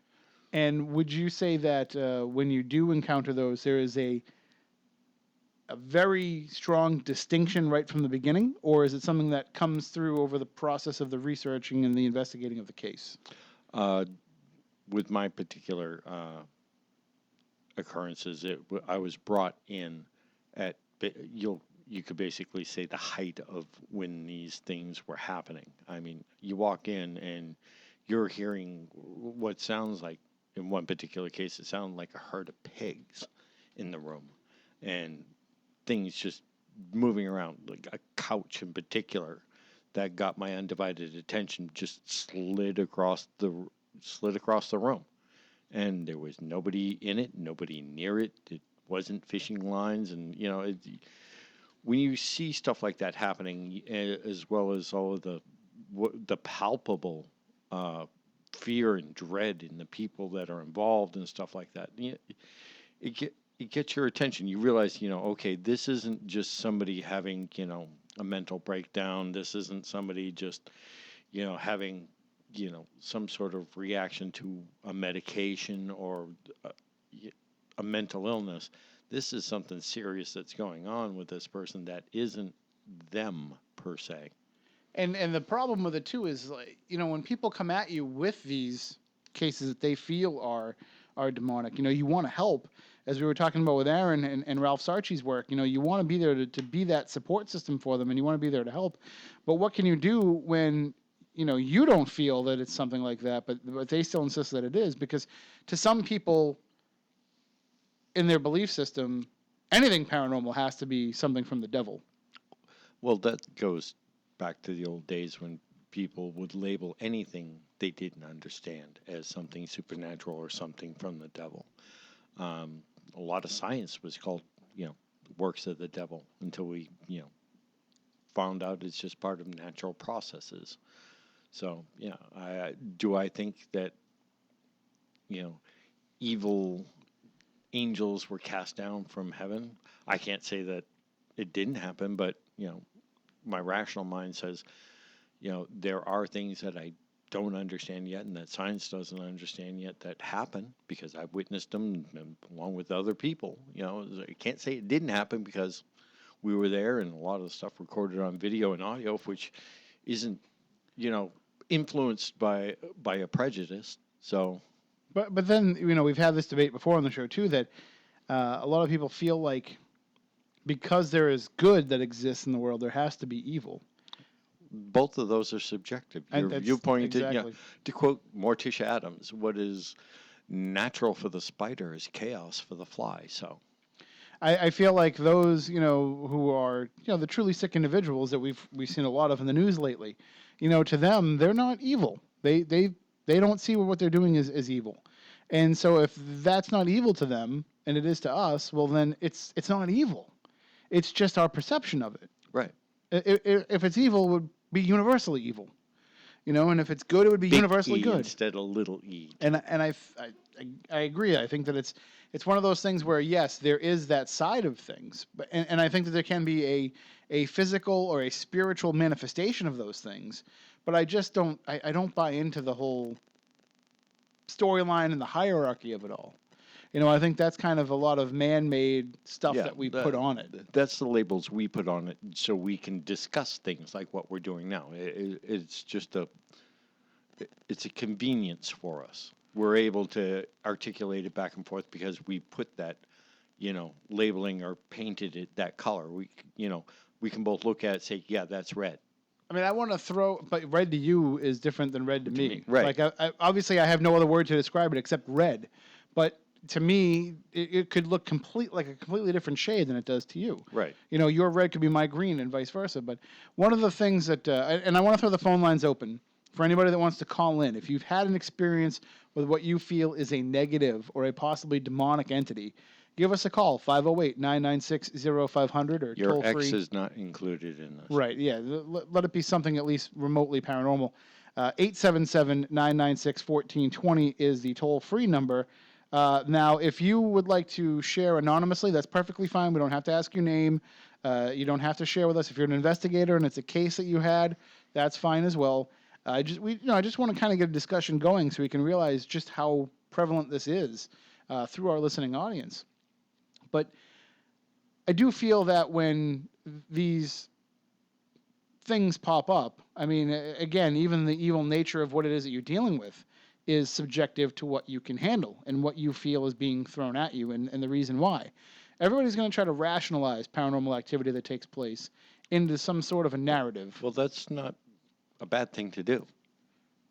No, but I mean, like, I'm saying that they're trying to put it into, something might happen. Let's just say, a door slams and they hear a growl. And they're going to say, well, that means they want us to leave. But that doesn't necessarily mean that. It just means that they knew that would be something that would get their attention, and that might be all they could manifest. No, yeah, I see what you're saying. But if you've ever been to some of these more, I'll call them profound rather than real, more profound cases, when you hear these vocalizations that come out of these people's mouths, like, how are they making a chorus, come out of their mouth at a volume that, a trained tenor or, opera singer would have a hard time hitting, with all of these multiple levels of, male, female voices intermixed. Like I said, it's hard to describe unless you've actually been to some of this. And some of the intimate knowledge of particular people in the room. I remember very vividly at one particular case where this, I'll call it thing, was describing something another person had done when they were younger in minute detail. And I literally watched the blood drain out of this person's, face. Not so much literally like blood came out of them, but they were just shocked that whatever it was able to know those little intimate secrets about this person that he never told. And when they get into that realm of into your own head, it gets unnerving. It seriously gets unnerving. I don't ever want to put myself in a position where I feel like I could be detrimental to the help of the people that are involved. But I feel like one of these cases, that's where I would be at. I would be there probably out of curiosity more than anything else, and I would probably be the weak link in the room. in terms of my beliefs and the way that I could process it and the way that I can handle it. It doesn't mean that I wouldn't want to see it, but I know that I would be probably doing more harm than good. And it would probably make no sense for me to be there and be involved in it. But then again, some people will feel like that makes them the perfect person to go up against this because they don't have any belief system in it. So to them, it's either just somebody who has some sort of mental affliction, or maybe they're willing to accept the idea of paranormal activity, and it's just paranormal activity that's taken a bad turn. So for them, they feel like they can just waltz in and handle the situation. Being with your mindset, your belief, what do you feel is actually more likely to happen if you walk into that in that type of a position? Do you feel like you have to be spiritually and to some degree morally strong to be able to handle what you see and what you feel, or do you just have to be kind of grounded in who you are and what you believe personally? I think definitely grounded in who you are. I can tell you from, like I said, the limited cases I've dealt with and the way that I saw these things interact, any weak link that you have in yourself or in the group, it's going to focus on. It starts at the easiest, the lowest hanging fruit, and works its way up to the person that is, the strongest. And it's trying to divide, always trying to divide. It's trying to isolate, divide, and if it can, it'll try and pit one person against another to, deflect. If you have a good handle on yourself, it's not that much of I'll call it a challenge for it to do anything with, because if you're collected in your own thoughts and stuff like that, and you don't give it an opportunity, it's not going to really go after you. It's looking for weakness, and it wants to exploit weakness. Well, I think we have somebody on the line who has dealt with this more so than we have. Good evening. You're on Spooky South Coast. How are you? Good evening, Tim. How are you guys doing tonight? We are spooktacular. And, of course, we are talking with Keith Johnson, who has way more experience in this subject matter than either of us do. And Keith, I don't know if you caught any of the beginning of the show, but we were talking with Aaron Plucinski, who is the executive producer of the new Ralph Sarchie TV show, The Demon Files. And everybody knows Ralph as being the New York City police detective who has gone on to having to battle the demonic. Have you ever come across Ralph in any of your work? I've seen reference to him, and I've seen him online. I haven't had the pleasure to communicate with him as of yet or work with him, but I would certainly like to. Well, I mean, he's something that we've talked about with you in the past, and he certainly seems to be of the same mindset, is that once you put yourself into this world, into this realm, and once this world of the demonic knows who you are, you're in it. And there's no escaping it after that. It's going to keep coming up again and again. And that seems to have been the theme throughout your work as well. Yes, this is true. I do believe that once you step into that realm, that you are watched and you are monitored. And as unpleasant as that sounds, I believe there are also positive spirits that watch you and watch over you as well once you have stepped into that sphere. And that you are watched basically by both sides of the coin. You're being watched, and you're also being guided and protected as well.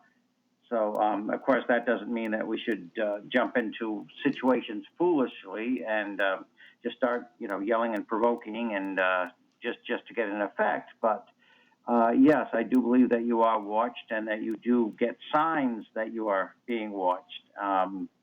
Really seemingly coincidental, but they become uncannily real after a while. You know that you are not alone. You know that you are being watched, and that your movements, even your thoughts, are being monitored in some way. And so you do get that sense that there is another realm out there, and you are a part of it now, and you can't really escape it. But of course, if you use that knowledge to in an altruistic purpose to help others, work on the side of God, our Creator, then I believe you will be guided and you will be watched over by positive spirits, angelic spirits as well. So you're able to. I mean, I look at it like this. It's almost like once you have that ability to once you have that situation in your life where you're in that realm, I look at it almost as if when somebody is awakened to having psychic abilities or mediumship abilities, where it's always around you and you have to learn how to live your life now with it. So you have to learn how to live your life with one foot in the demonic world, because now you have to start second guessing everything that happens to you, and second guessing all the situations that you get involved in. Is it that world putting pressure on my existence? Hmm. Yes, and that's true. That you do get immersed in it, and you do get involved. You do have one foot in the demonic world, so to speak. At least the awareness of it. Mm-hmm. Some people it just happens to, because sometimes because of a traumatic incident in their life will somehow bring them over to this. Sometimes it's even head trauma. And I had a good friend, a dear friend, Chris Angelo, who was a member of the Atlantic Paranormal Society along with Sandra and myself some years ago. And he was in a car accident and he received a severe concussion. Because of that, he seemed to have developed a second sight. And he could tell when spirits were around. He could tell if they were positive or negative. He just seemed to have that sight, and we worked very well together. Because of that, he was very, very aware of that spiritual aspect. And of course, unfortunately, we lost Chris in 2003, in November 2nd, 2003. He was only 22 years old, but in the short time we knew each other and worked together, we developed a very, very close friendship, and he was a wonderful person. But he did seem to have that second sight because of his head trauma, which he didn't possess beforehand. And sometimes we're just led into it. Sometimes it's a sudden thing. Sometimes it just seems to be meant to be. But if somebody feels drawn to that, I would advise them to make sure it's for the right purpose, that it's not just for the thrill of it, although it can be very, very interesting dealing with the spirit realm.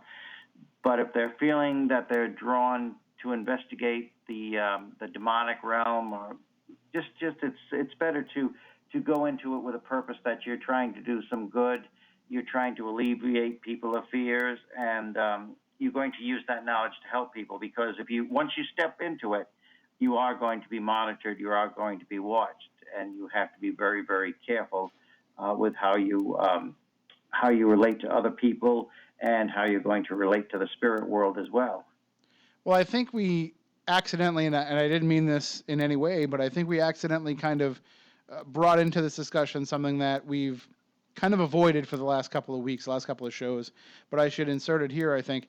There's a lot of people that have been discussing within the paranormal community about what happened with Mark and Debbie Constantino, and they've been blaming this as being the result of being involved in this field, and that you push around the darker side and the darker side will push back.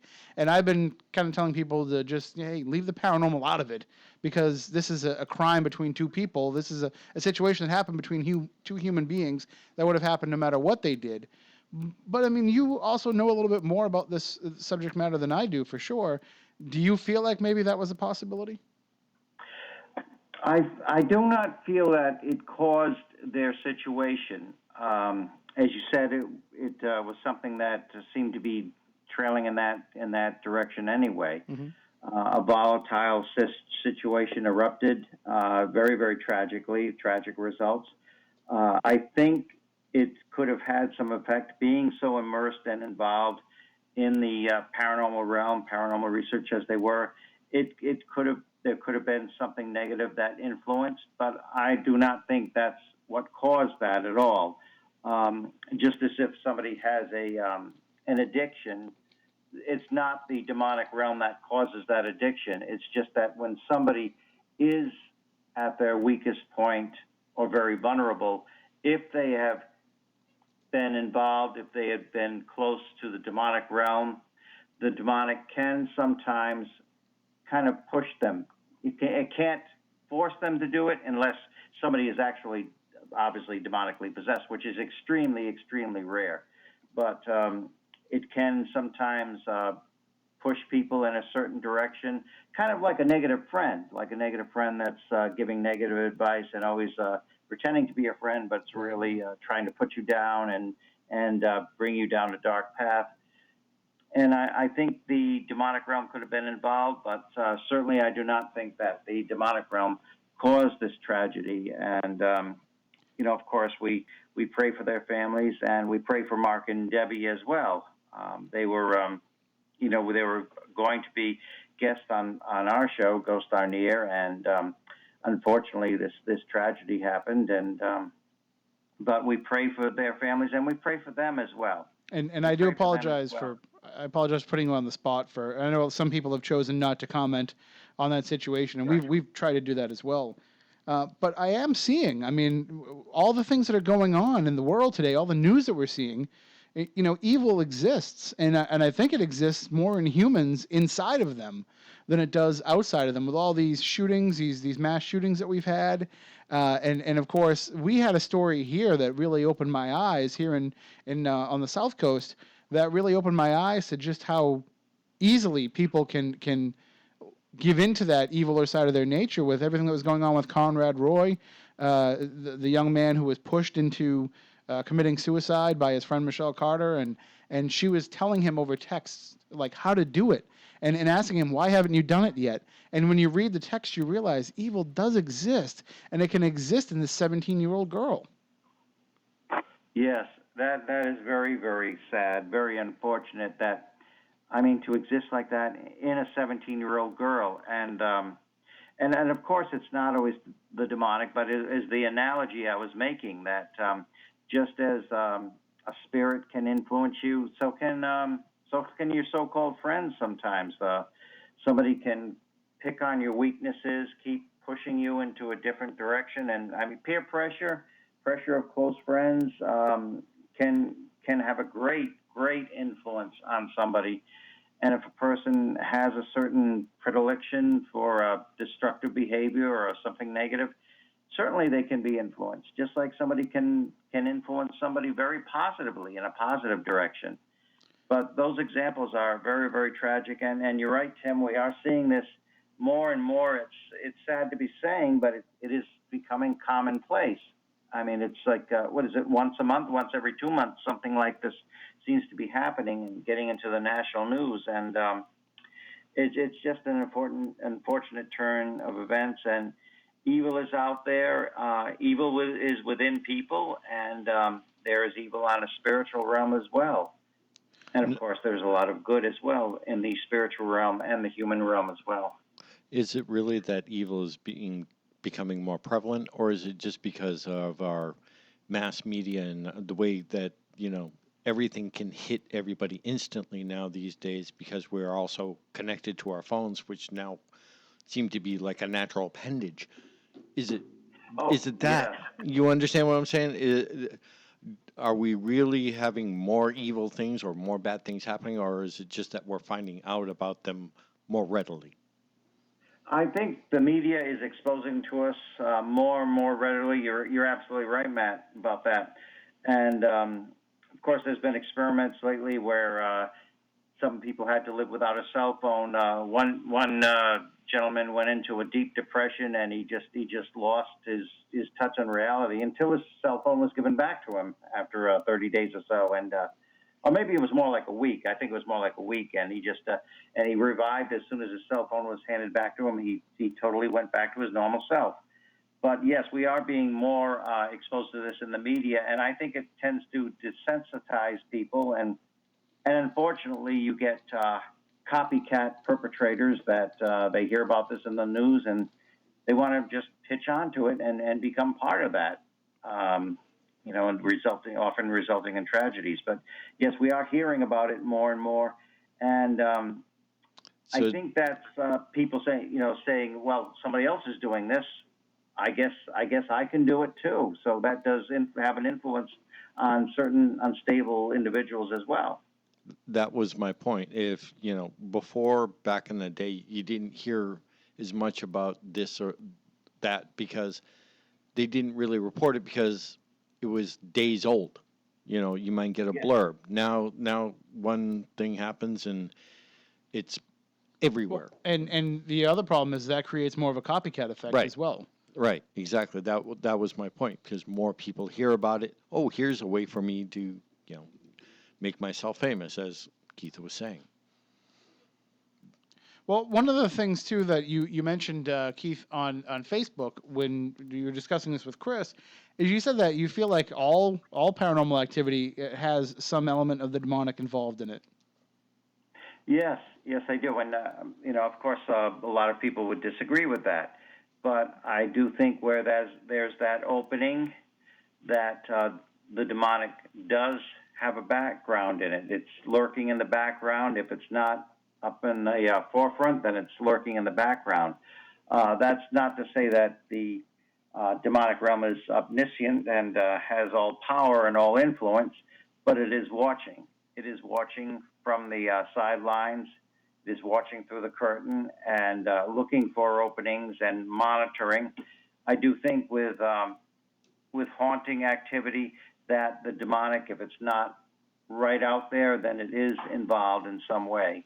And I just believe that's the nature of the beast. And when there's a portal opened, that the demonic are there waiting to jump in at their earliest convenience.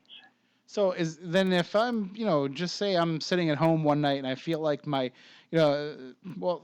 I actually see, I'm sitting on my couch today, for example, and my deceased grandmother walks into the room and wants to just, say hi and wave to me and then dissipate again. But there's some sort of demonic, lurking in the shadows associated with that. Well, that's not necessarily a haunting, because the spirit is not trapped there remaining.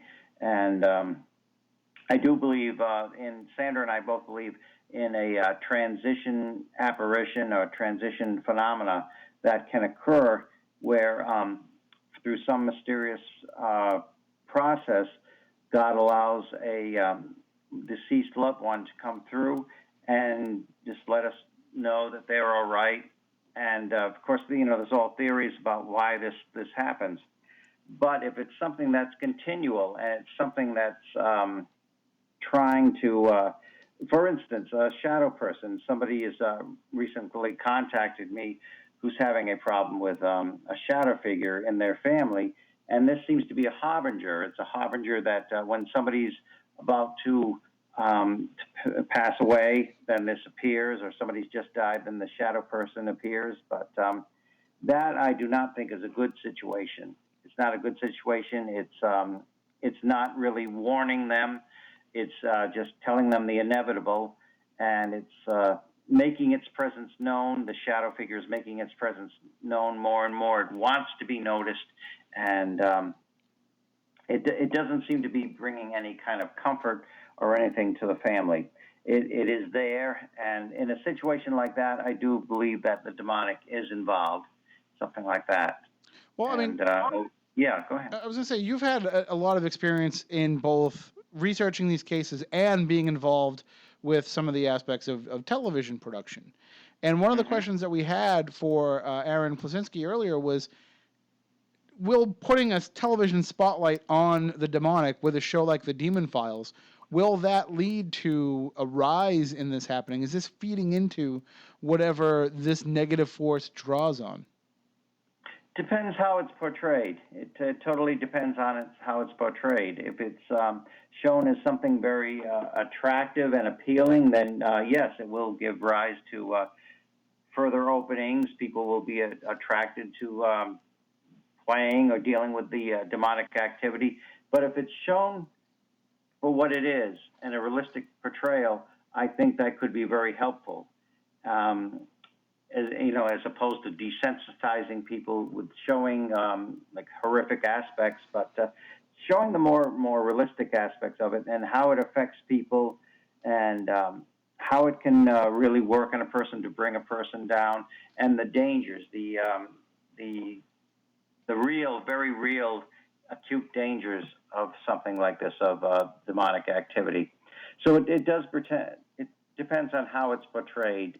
And it's not necessarily a bad thing if it portrays it in a realistic, right light. See, because that would just be my ultimate concern about this is that you're making it attractive. Obviously, not so much for the the rational minded to say, oh, gee, I really like to go through something like that.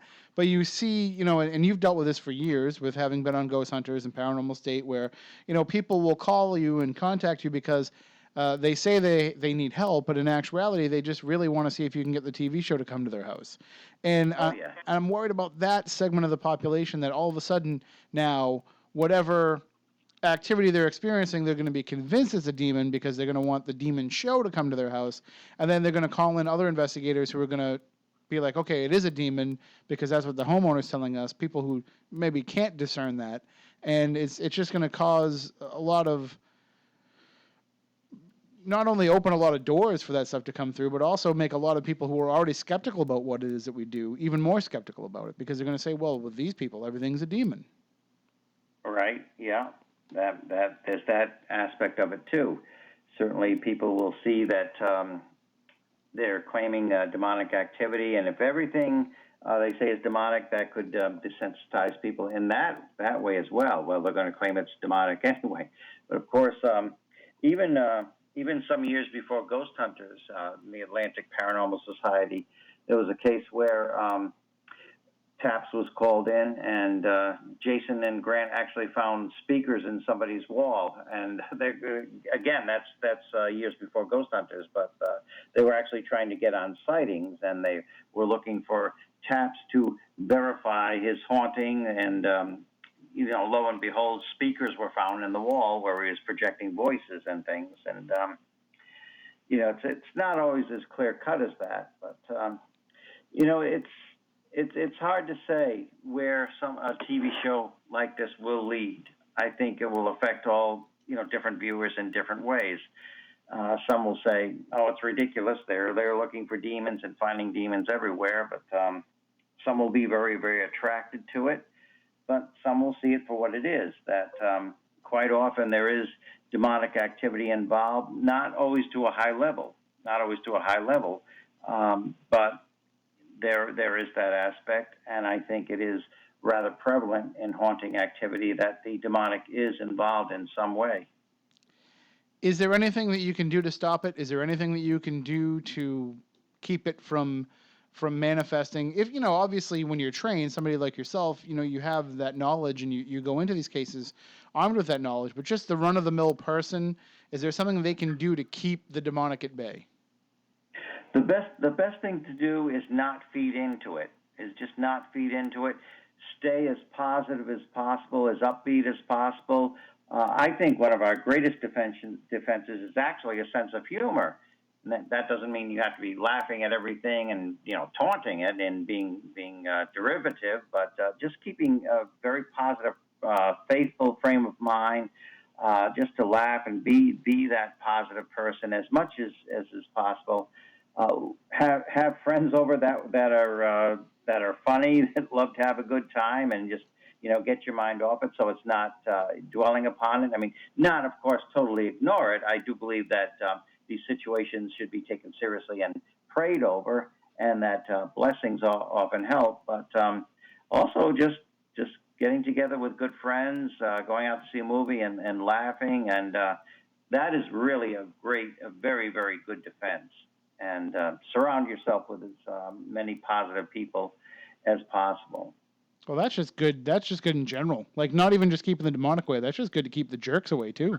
It is. Oh, yes, it is. It is. It really is. And you'll find that sometimes people that don't have your best intentions in mind will sometimes gravitate away from you and kind of look for new victims. I mean, it's sorry that some people take that stance, but we've all known people that they don't really like it when you're having a good time, but some of these people, they need help too. A lot of these people are going through a downtime, they're going through depressions, and of course they need help and attention and understanding too. But, just try to avoid people who are giving you negative impulses, trying to bring you down, even if they're sometimes not aware of it. And just like sometimes it is very true that laughter is the best medicine indeed. All right, well, Keith, thank you for checking in with us, and thank you for the work that you do. Oh, you're very welcome, Tim. It's always a pleasure to talk with you and Matt and the crew and Chris, and it is always a pleasure. And hopefully we'll get together again very soon. Absolutely. Are you going to be at Rhode Island Comic Con this year? Yes, I am. Yes, I am. And I look forward to seeing you there. Awesome, and hopefully we can get another good paranormal panel going as well. We always have fun with those. We do. We always do. And although I didn't see Joe Chin on the schedule, and usually that turns into Pick on Joe, which, is usually the, the added bonus for it. So, all right, well, you guys take care. Give Sandra our best and say hi to everybody, and we'll talk real soon. Certainly, Tim. And you take care, and you and the family, and God bless. You as well. And that is Keith Johnson, of course. You know him from New England Anomalies Research and from his show Ghosts Are Near and from Ghost Hunters, Paranormal State. You've seen him on those shows. And, of course, his book, Paranormal Realities, the series of books, Paranormal Realities, and being involved in the Conjuring case. So he has the knowledge way more than we have of going up against some of these things. And I like what he said, though, about the fact that if you can surround yourself by positivity and by good things, then it only will breed more good things. Because I'm somebody that dwells in the negative. I know that people don't believe that. No, but people that hear me on the air, they don't believe that. They don't know me in person, and they don't know what I'm like. But I find that I get so dragged down and sucked into the negative, and I want to stay positive, and I want to stay good, and I want to attract more of that into my life, but I can't. I'm just permanently in that rut of that bad stuff that keeps happening, just keeps piling up and mounting up on me because I'm pulling more bad stuff in.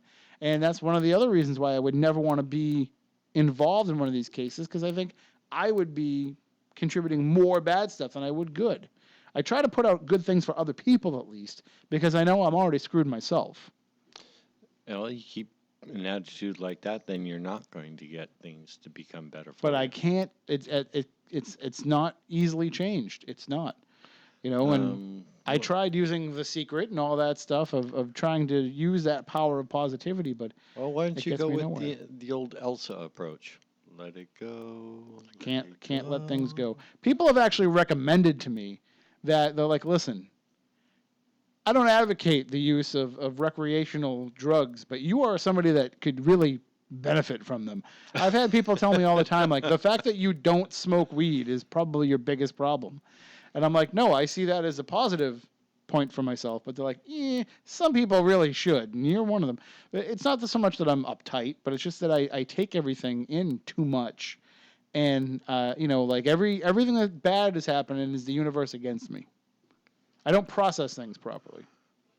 No, I think you're a pretty balanced person. I think what you do is you wind up taking more things on your shoulder than most people would normally take. You take everybody's, plight personally. I've watched you do that over and over and over again. I mean, you're a very empathetic person, and you always are looking out for the best for everybody. When things don't always work out, you take that personally. See, I think I'm not empathetic at all. Like, if I see somebody crying, I'm like, I'm going to go over here now. No, but I'm talking. Like, when people want to share their feelings with me, I'm like, nah. No, but you are. I've seen you definitely concerned with people's well-being and, what's going on with them. You always do like to see people succeed. Well, hopefully, because they'll just take me along for the ride. Right. I don't have to actually do any work. But, I mean, obviously, if we can surround ourselves with more positivity and more light. And like I tell people all the time when we go on, like, Legend Trips events and everything, I say, listen, I don't believe in this stuff, but the people who do tell me that if you want to protect yourself, just surround yourself with goodness and positivity and the white light, as they say. And that, that will at least carry you through. Goodness, positivity, and upbeat, and, people. So what are you doing hanging with me? I know. You're part of my problem. But I figure that, if that works for them, then why can't they? I mean, if you walk into a haunted place and feel like you surrounded yourself with that positivity, that light, and when you are there, nothing bad can happen to you, then why don't you just surround yourself with that all the time? Why don't you just keep those thoughts going all the time, and then everybody would be a lot better off? And then people will think you're on something. Yeah, I know. That's probably my case. That's probably my situation. Is eventually I'm going to have to, You know, I'm eventually going to have to just give in and say, you know what, maybe I should try this love and light thing for a little while and see how it works. But I don't know. It would be so phony now at this point from coming from me, because I don't know if you ever read any of my social media, but that's the place to find out that I actually really am a jerk. I see what you post all the time. That's how you can really know. And you can follow me at Tim Weisberg and see what a jerk I really am. And it's pretty fun and entertaining at the very least. So that about does it for this week's show. I mean, I think that we had a pretty good discussion talking about kind of the nature of some of this stuff. And hopefully people will listen to this and they'll watch The Demon Files on November 1st when it premieres on Destination America, but they'll keep this in the back of their mind that it is a war. Going up against these things is a war, and it's not something that's going to be cool and fun and interesting. It may be fascinating to watch, but it's certainly not anything that you're going to want to invite into your own life. And it's certainly not something that you're going to want to say, gee, I really could be somebody if only I could get demonically possessed. Hopefully people take it, in the proper context that they should while enjoying the show. Well, you got to remember, these are some of our oldest stories. This stuff has been around with humanity for a long, long time. Mm-hmm. Am I wrong? Is that not a good majority of, our folklore and books? And stories that were written down back then. We always see ourselves as the protagonist, and every good story is going to need that antagonist. Yep. So why not go with the ultimate antagonist, which is pure evil? Well, again, we're running out of time here, but we want to remind everybody that next week and the week after, we will not be here because we'll be doing Face Your Fear Night at Fort Taber. You can get your tickets at WBSM.com and Fun107.com. We still have some tickets available for the 24th. The 17th, however, is sold out. But come on out and enjoy a night with us on the 24th. It'll be the Spooky Crew plus Ghost Hunters, Amy Bruni. We'll all be investigating Fort Taber with you. So come on out for that event. Again, WBSM.com and Fun107.com. And you can come hang out with Amy and I Wednesday at Strange Education here in New Bedford. Get your tickets at strange-escapes.com. One of the things that we have hopefully planned over the next couple of weeks, though, is some classic spooky South Coast airing in our place, because it is October. We want to make sure that we can give you a spooky good time, even if we can't be here in the studio. But you can always go and find it yourself through iTunes or wherever podcasts are found. Hundreds, I'm talking literally hundreds of episodes for you to download and listen to. It's amazing how many we've done over the years, both here and on the Dark Matter Radio Network. We thank everybody for tuning in however you do so. Hit us up all week long on Twitter at SpookySC. Email us spookykrew@spookysouthcoast.com. We will talk to you next live on Halloween night. I know I'll be here. I don't know what the rest of the crew is doing, but I'll be here, and we'll have some spooky fun. I promise you that. So, again, that does it for this week's show. Hopefully everybody stays safe out there in all their Halloween season activities, and be sure to let us know what it is that you're out there doing. We would love to follow along with your adventures like you follow along with ours. So until next time, for Matt, for Stephanie, for Chris, I'm Tim. Stay spooktacular. Bedford News, New Bedford Talk. This is WBSM New Bedford, streaming worldwide on Radio Pub and WBSM.com.